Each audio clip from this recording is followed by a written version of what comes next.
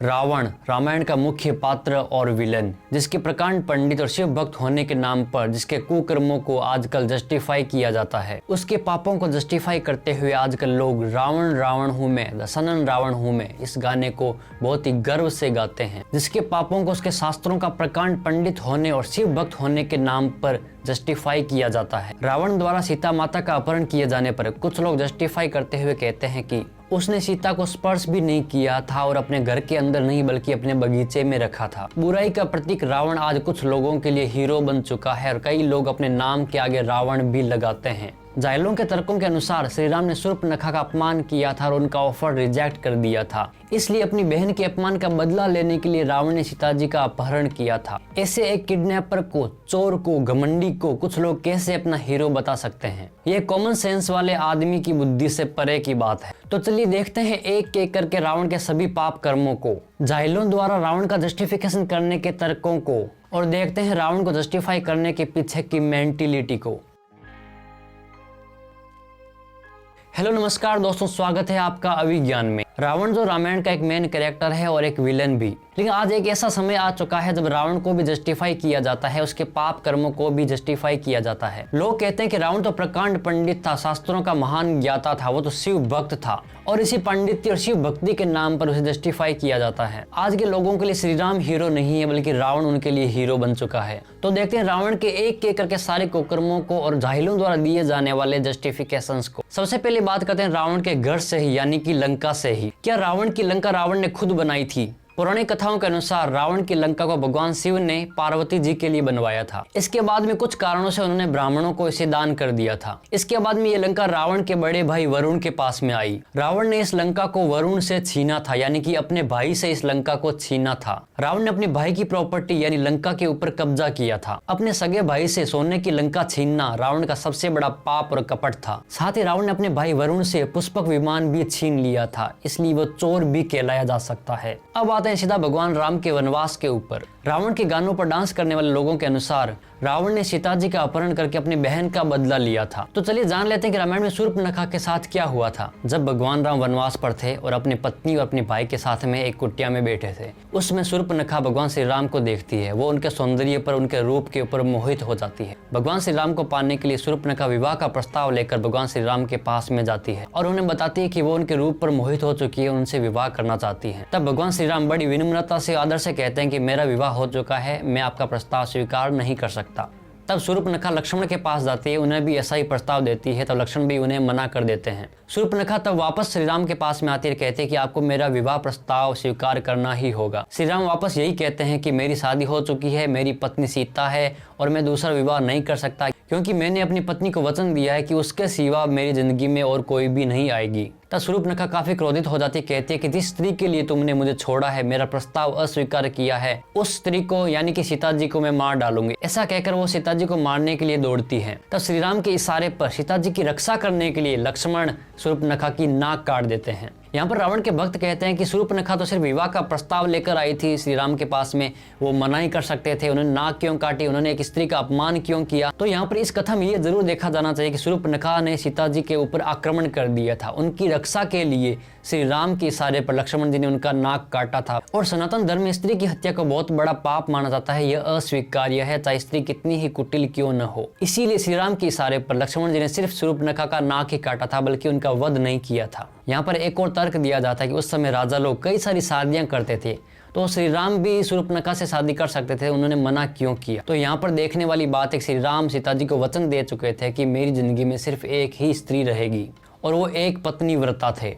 ये एग्जाम्पल मर्यादा पुरुषोत्तम श्री राम द्वारा अपनी पत्नी के लिए दिए गए वचन और उनके लिए डेडिकेशन को दिखाता है, और श्री राम को अपनी पत्नी की रक्षा करने का पूरा अधिकार था। इसके बाद में शूर्पणखा अपने भाई रावण के पास में जाती है और अपनी बात बताती है और रावण को भड़काती है कि दुनिया की सबसे सुंदर स्त्री आपके पास होनी चाहिए, न कि किसी वनवासी के पास। इसके बाद सामने आता है रावण का सबसे बड़ा पाप, जिसके कारण उसका वध हुआ था। वो पाप था एक स्त्री का अपहरण करना। अपने आप को बहुत बड़ा वीर मानने वाले रावण की कायरता भी आप यहाँ पर देख सकते हैं कि श्री राम के जाने के बाद में जब वो कुटिया में नहीं थे, तब उसने श्री सीता जी का अपहरण किया था। इस काम में वो अपने मामा को भी लगाता है, उनकी जान भी दांव पर लगा देता है। जब श्री राम हिरण बने मारीच के पीछे दौड़ते हैं और जब लक्ष्मण भी श्री राम के पीछे चले जाते हैं, तब रावण साधु का वेश बनाकर आता है और भिक्षा लेने के नाम पर सीता जी को किडनैप कर लेता है। इस कथा में रावण की कायरता कूट कूट कर भरी हुई है। उसमें इतनी हिम्मत नहीं थी कि वो सीता जी को श्री राम जी के सामने उठाकर ले जा सके। और यहाँ पर भी वो अपने असली स्वरूप में नहीं बल्कि कपट वाले साधु रूप में आता है। क्या ऐसा व्यक्ति प्रकांड पंडित हो सकता है? अगर उसे शास्त्रों का ज्ञान भी था तो उसे ये ज्ञान नहीं था कि किसी स्त्री का अपमान करना बहुत बड़ा पाप है। कपट से साधु का वेश बनाकर जब श्री राम कुटिया में नहीं थे, एक स्त्री एक कुटिया में अकेली थी, उस समय उसका किडनैप करना बहुत बड़ा पाप है और इस काम को बिल्कुल भी जस्टिफाई नहीं किया जा सकता। कायर रावण अपनी बहन के अपमान का बदला श्री राम से ले सकता था, आमने सामने के युद्ध में राम को मारकर ले सकता था, लेकिन एक स्त्री के ऊपर अत्याचार करके उसका अपहरण करके उसने बदला लेने की कोशिश की।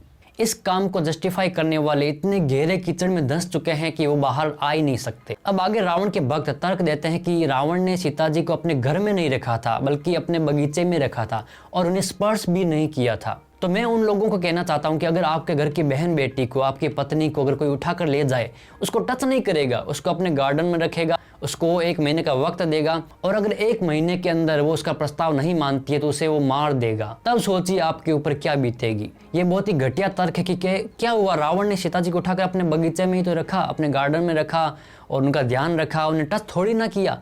तो तुम्हारी बहन बेटी के साथ में, तुम्हारी पत्नी के साथ में अगर कोई ऐसा करे, उठाकर ले जाए, अपने बगीचे में रखे, तो आपको क्या फील होगा? तो क्या आप उसे जस्टिफाई कर पाएंगे? ये बहुत ही घिनौना और घटिया तर्क दिया जाता है। एक किडनैपर को, वो भी एक स्त्री के किडनैपर को कभी भी जस्टिफाई नहीं किया जा सकता। घर में बैठी एक अकेली स्त्री को किडनैप करना कभी भी जस्टिफाई नहीं किया जा सकता। और रावण ने सीता जी को 1 महीने का वक्त दिया था, 1 महीने के अंदर सीता जी को रावण का प्रस्ताव स्वीकार कर लेना था। अगर ऐसा वो नहीं करती तो वो उसे मार देता। इसे कभी भी जस्टिफाई नहीं किया जा सकता। अब कुछ लोग इसके पीछे कुछ कहानियां सुनाएंगे, कुछ कथाएं सुनाएंगे कि रावण को पता था सीता जी कौन है, श्री राम कौन है, वो अपनी मुक्ति के लिए ऐसा कर रहा था, तो ये भी जस्टिफाई करना ही हुआ। इन कथाओं का उद्देश्य कुछ और है, इन कथाओं को इशारा कुछ और है। इन कथाओं को इस पाप कर्म में मिक्स नहीं करना चाहिए। इस तरह की 100 कथाएं आपको मिल जाएगी, रावण के 100 जन्मों की कथाएं आपको मिल जाएगी। इस तरह से आप 200 जन्मों की कथाएं भी बना लेंगे। इस तरह से तो आप उसके हर एक पाप को जस्टिफाई कर सकते हैं। इस वीडियो में श्री राम को रावण को एक आम जीवन के व्यक्ति के तौर पर देख रहे हैं। उसके पीछे के सारे जन्मों को भूल जाइए, रावण के इस जन्म के बारे में सोचिए, क्या उसके पाप कर्म जस्टिफाई करने के लायक थे? रावण एक घमंडी और अत्याचारी राजा भी था। वो अपने दरबारियों की, अपने मंत्रियों की बात कभी भी नहीं सुनता था। जब उसके भाइयों ने, विभीषण ने उसे समझाया कि स्त्री का अपहरण करना बहुत बड़ा पाप है, आपको ऐसा नहीं करना चाहिए, तब रावण ने विभीषण को ही लंका से निकाल दिया था। उसकी कोई भी बात नहीं मानी थी। उसका एक नाना था, उसका नाम था माल्यवंत। उसने भी रावण को समझाया था कि आप सीता जी को वापस राम को सौंप दें, लेकिन रावण ने किसी की भी बात नहीं मानी और अपनी बात पर अडिग रहा, अपने घमंड पर अडिग रहा। रावण किसी की भी नहीं सुनता था और अपने ही मन की करता था, इसीलिए उसका पतन हुआ था। अपने लिए अच्छा सोचने वालों की भी वो इज्जत नहीं करता था। श्री राम ने भी अपनी उदारता का परिचय देते हुए रावण को सुधरने के कई मौके दिए थे। जब हनुमान जी लंका जाते हैं, रावण को कहते हैं कि अगर आप सीता जी को लौटा देते हैं तो हम कोई भी युद्ध नहीं करेंगे, हम वापस अयोध्या लौट जाएंगे, लेकिन रावण हनुमान जी का प्रस्ताव ठुकरा देता है। इसके बाद में युद्ध शुरू होने से पहले श्री राम अंगद को अपना दूत बनाकर लंका भेजते हैं। अंगद भी रावण को यह प्रस्ताव देते हैं कि अगर सीता जी को आप लौटा देते हैं तो हम कोई भी युद्ध नहीं करेंगे, वापस अयोध्या लौट जाएंगे, लंका को कोई हानि नहीं होगी और श्री राम आपको क्षमा कर देंगे। लेकिन रावण फिर भी नहीं सुधरता है, अंगद की भी बात नहीं मानता है, उनका प्रस्ताव भी अस्वीकार कर देता है। इसके बाद में विभीषण भी ऐसा ही प्रयास करते हैं, लेकिन रावण विभीषण को भी लात मारकर लंका से बाहर निकाल देता है।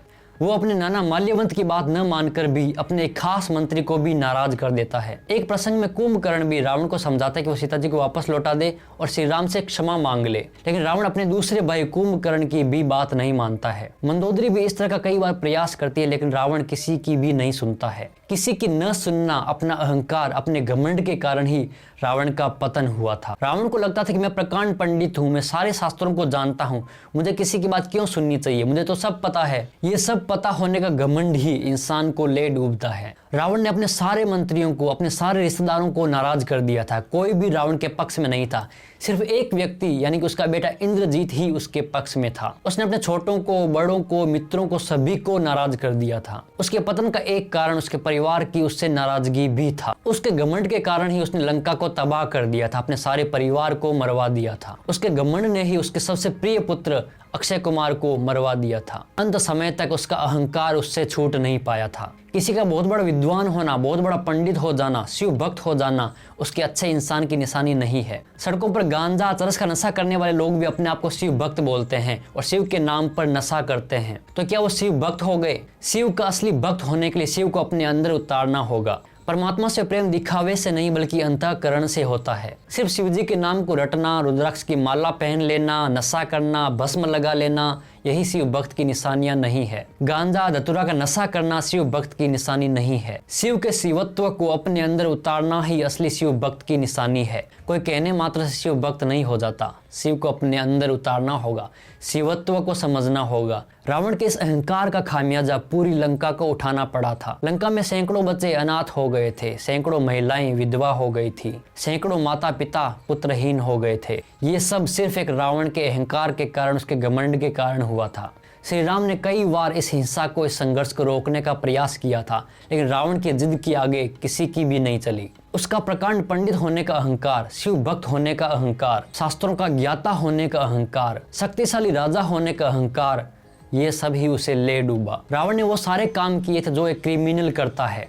किडनैपिंग, चोरी, मर्डर, सारे काम, कोई भी काम उसने छोड़ा नहीं था। क्या फायदा इसे प्रकांड पंडित होने का? इससे अच्छा वो गंवार ही रहता। प्रकांड पंडित होने के साथ में, शास्त्रों का ज्ञाता होने के साथ में एक व्यक्ति को एक अच्छा इंसान भी होना चाहिए। उसमें कुछ कॉमन मानवीय गुण भी होने चाहिए। इन सब के बावजूद श्री राम की उदारता देखिए। उन्होंने निर्दोष लंका के जनता पर कोई भी अत्याचार नहीं किया, जनता पर आक्रमण नहीं किया, बल्कि रावण के ही भाई को, विभीषण को लंका सौंप दी थी। श्री राम चाहते तो लंका पर राज कर सकते थे, उसे अयोध्या में मिला सकते थे या वहां पर अपना प्रतिनिधि बैठा सकते थे, लेकिन उन्होंने ऐसा कुछ भी नहीं किया, क्योंकि श्री राम को लंका नहीं चाहिए थी, उन्हें सिर्फ अपनी पत्नी चाहिए थी। उन्होंने लंका को रावण के ही रिश्तेदार को, उसके ही भाई को वापस सौंप दिया। रावण जब मर रहा होता है तब श्री राम लक्ष्मण जी को रावण के पास में भेजते हैं और कहते हैं कि रावण एक प्रकांड पंडित है, एक विद्वान है, उससे सीख लेकर आओ, उससे कुछ सीख कर आओ। ये श्री राम की उदारता को ही दिखाता है कि वो अंत तक शत्रु का सम्मान करना भी जानते थे। रावण के इन पापों से, इन कर्मों से सीखने की जरूरत है, ना कि उसको जस्टिफाई करने की जरूरत है। किसी का महान विद्वान हो जाना, सारे शास्त्रों को रट लेना ही उसके अच्छे इंसान की निशानी नहीं होती। इन चीजों को रटा नहीं जाता, इन चीजों को समझा जाता है।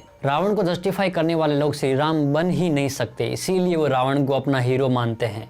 श्री राम बनना इतना आसान नहीं है। अपने माता पिता के एक कहने पर वनवास चले जाना आसान नहीं है। अपने भाई के लिए राज्य छोड़ देना आसान नहीं है। जीती हुई सोने की लंका को छोड़ देना आज के इंसान के लिए आसान नहीं है। 1 ग्राम सोना भी वो नहीं छोड़ता, तो एक सोने की लंका तो क्या ही कोई आम इंसान छोड़ेगा। उस समय में जब राजा लोग कई विवाह करते थे, उस समय मर्यादा पुरुषोत्तम बने रहकर एक पत्नी व्रता बने रहना आसान नहीं है। अपने पिता के वचन के लिए अपनी पत्नी के और भाई के साथ में वन वन भटकना आसान नहीं है। इसीलिए आज के लोगों के लिए श्री राम बनना, उनके गुण अपनाना आसान नहीं है। इसीलिए वो रावण को जस्टिफाई करते हैं, क्योंकि रावण बनना बहुत आसान है, पाप कर्म करना बहुत आसान है, गलत काम करना बहुत आसान है, लेकिन अच्छे काम करना आसान नहीं है। सो फिलहाल इस वीडियो में इतना ही। मिलते हैं किसी और वीडियो में, तब तक के लिए जय हिंद, जय भारत, जय श्री राम।